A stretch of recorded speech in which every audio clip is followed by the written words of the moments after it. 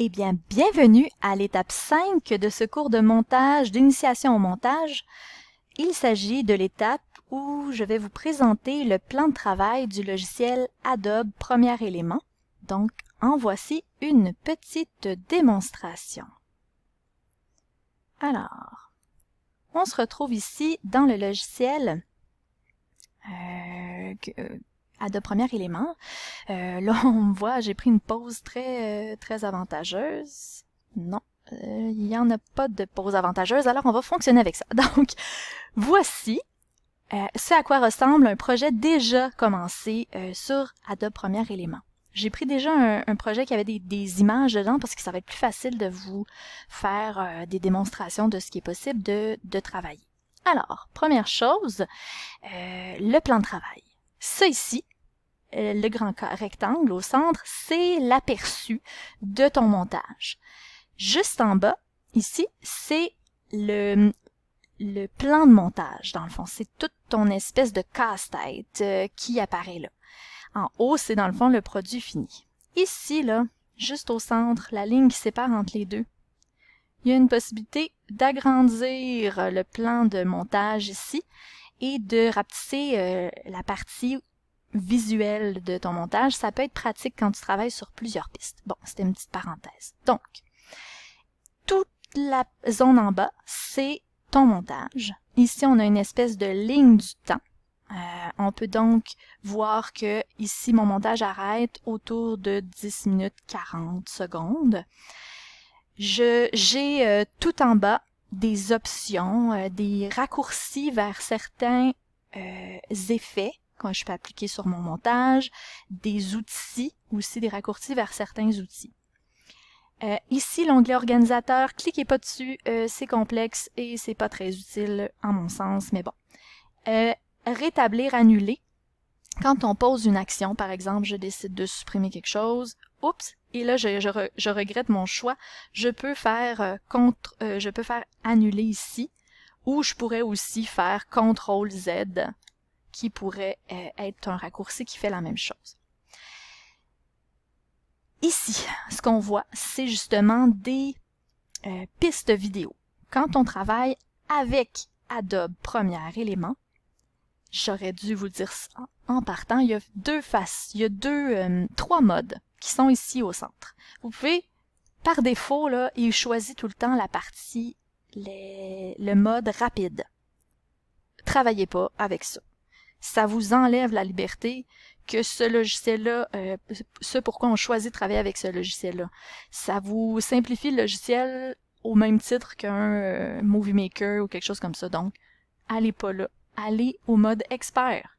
C'est pas tellement plus compliqué, mais ça vous donne toute la liberté dont vous avez besoin. Donc, on travaille avec le mode expert. Le mode guidé, ben, c'est que là, tu as des tutoriels très intéressants que tu peux aller voir pour te donner des outils. Donc, peut-être des tutoriels que j'ai pas fait là et qui pourraient t'intéresser. Donc, on reste dans le mode expert. Donc, vous avez plusieurs pistes. Si je descends avec ben, soit l'onglet ici, je peux descendre dans mon plan de travail ou monter, ou avec le bouton central de la souris qui est souvent une petite roulette, là, c'est possible. On voit qu'il y a une piste pour la musique, une piste pour les voix, une piste qui est jumelée ensemble audio et vidéo. C'est que quand j'importe une vidéo, je vais la placer puis il va la séparer avec, on voit indépendamment la musique, l'audio de cette piste-là et l'image de la piste. On peut même les rompre, le lien entre les deux, pour travailler indépendamment sur chacune d'elles. Bref. Il y a d'autres pistes vidéo juste au-dessus. Donc, vidéo 2, vidéo 3 avec son audio qui est rattaché. L'avantage, c'est que vous pouvez, dans le fond, avoir plusieurs couches une par-dessus l'autre. Ici, ce que vous voyez là, qui est le titre Pantalon El Magnifico, et les trois images qui se trouvent là, ben, dans le fond, ont été rajoutées ensuite par-dessus. Donc, si je mets un titre au-dessus de ma vidéo, ben, c'est un titre qui va apparaître par-dessus l'image qui était la première. Même chose pour les photos ici. Si je l'avais intégré sans rapetisser mon image de pantalon, ma photo de pantalon, voyons, elle aurait été en format géant. Bon, c'était celle-là ici. Elle aurait été en format géant, donc elle aurait pris toute la place sur moi, fait que je l'ai recadrée. Je vous montrerai comment faire ça dans une autre vidéo. Vous avez donc la possibilité de voir toutes ces pistes-là. Je vous donnerai plus de détails tout à l'heure, mais là, c'est vraiment un point global. Pour faire play, c'est ici, le bouton play. Vous pouvez aussi utiliser la barre d'espacement pour faire play ou pause sur votre travail. C'est un raccourci très pratique. Tout à droite, ici, nous avons un marqueur qui est très pratique ici pour zoomer ou non, ou devenir plus grand dans votre plan de travail. Là, plus on va vers la gauche, plus le plan est une vue d'ensemble. Donc, je vois tout mon 10 minutes. Mais quand tu veux travailler dans le détail sur une partie de ta vidéo, par exemple, si j'ai voulu mettre un fade, un fondu, pardon, en ouverture, ben là, je veux pouvoir travailler dans le détail pour couper une séquence. Si je veux couper de façon plus précise, ben, quand je me déplace, ça se déplace beaucoup plus lentement, fait que je décide que je veux partir juste quand j'ai la bouche fermée. Bon, ben, c'est là que je coupe, puis c'est là que je commence ma vidéo. Sinon, ben, quand je me déplace, ça va déplacer presque, c'est beaucoup plus rapidement. Ensuite, à droite, ici, c'est la barre latérale. À droite, c'est pour travailler sur adapter les effets. Parce que des fois, tu peux appliquer un effet ici en bas. Il y a plusieurs effets vidéo. Donc, tout afficher les effets. On peut voir des effets d'inversion de couleur, recadrage, plein de choses, là, des effets déjà préfaits que quand j'applique sur ma vidéo, là, je prends vraiment n'importe quoi que j'applique sur cette vidéo-ci, par exemple, ben là, vous voyez que ça a transformé complètement l'image. Ben, avec la barre ici à droite, c'est que je peux modifier un petit peu cet effet-là. Donc, OK, je voudrais plus de densité, moins de densité, nettoyage, la largeur, tout ça va faire en sorte que ça va modifier l'image originale, là. Donc, fait que chaque effet peut être réajusté ensuite par cet outil-là, ici. Je n'aime plus l'effet, je veux l'enlever, je vais cliquer sur la poubelle ici, tout simplement pour enlever les effets. Même chose ici, des réglages, ça peut être appliquer des réglages sur la couleur, sur la réduction du tremblement, toutes des choses préprogrammées qui sont vraiment aidants dans différentes fonctions.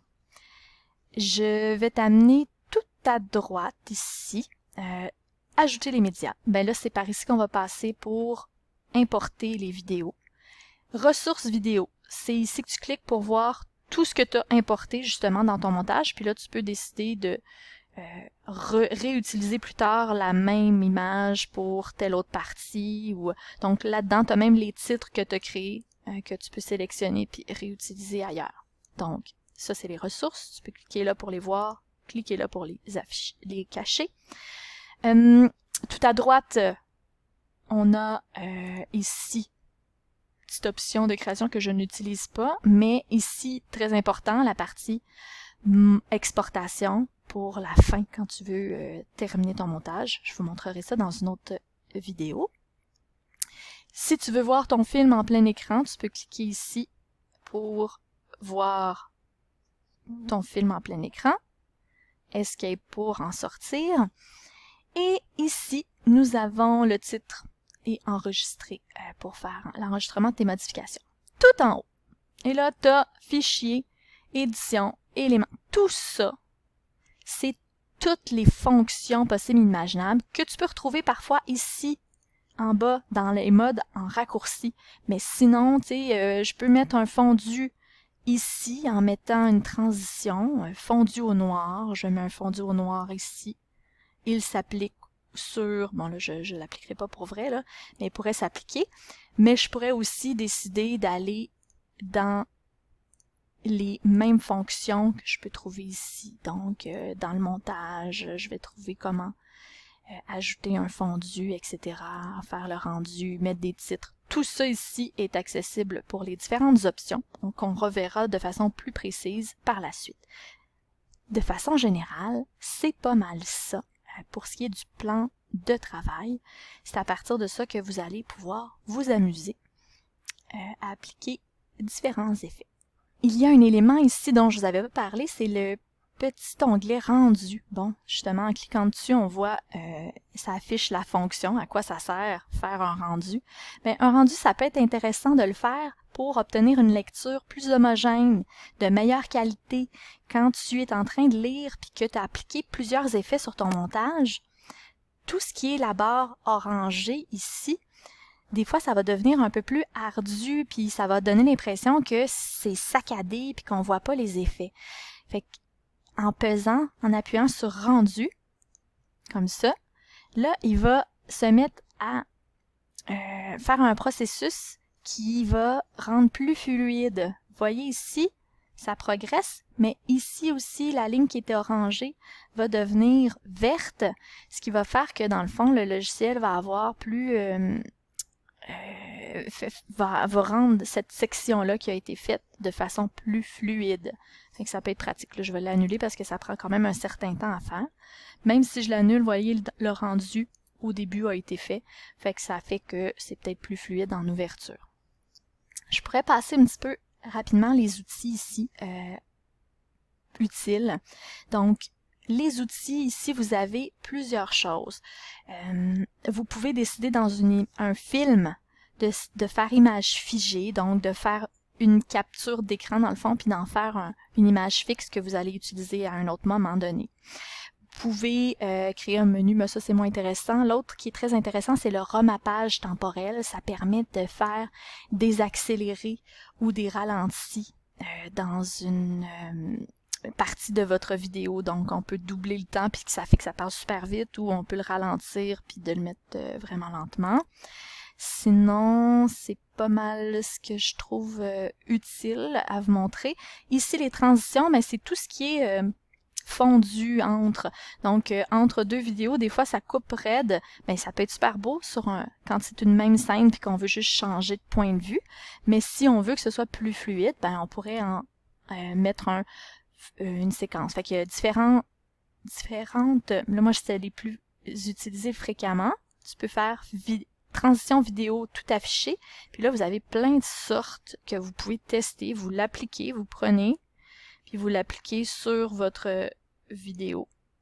Puis là, vous faites terminer, puis vous allez voir qu'est-ce que ça donne. Est-ce que vous trouvez ça intéressant ou non, comme effet qui a été appliqué. Là, j'étais tellement zoom out qu'on voyait rien.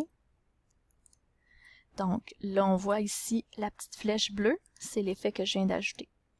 Donc, si je fais play, on voit que c'était un effet en losange, un peu quétaine. Fait que là, je l'aime pas, je le supprime. Il y a plusieurs effets vidéo comme ça, mais il y a aussi des effets audio.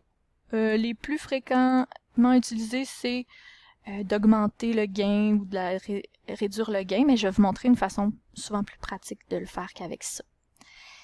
L'onglet titre et texte, je vous encourage à ne pas l'utiliser, ça devient hyper quétaine. Je vais vous montrer une autre façon d'utiliser les titres pour faire des génériques ou des titrages qui est vraiment plus original et souvent de bon goût. Les effets, ici, ben en fait c'est ce que je vous montrais tantôt, des effets vidéo que vous pouvez magasiner et voir l'appliquer pour voir qu'est-ce que ça fait. Il y a vraiment de tout, c'est vraiment le fun à explorer. Et les effets audio aussi. Donc, il y a plein de choses. Là, on voit juste ceux que j'ai utilisés récemment, mais tu cliques sur audio, non, sur ça ici, puis tu fais la petite flèche tout affichée. Puis là, on voit plein de choses là, que vous pouvez voir, vous pouvez tester, mettre de l'écho, un son en retard, bref. Il y a plein de choses à explorer là-dedans. Musique, c'est pas un onglet que j'utilise, mais il y a dans le fond, des musiques déjà proposées que vous pouvez exploiter dans votre vidéo. Puis graphique, c'est la même chose, c'est qu'il y a certaines petites images, des petits gifs, des petites choses que vous pouvez appliquer sur votre vidéo en l'intégrant. C'est peut-être plus simple des fois que d'aller chercher des images à l'extérieur du logiciel. Ce serait tout pour l'instant. Je vous invite à l'étape 6. Étape 6 pour savoir comment importer les fichiers sources dans ton projet.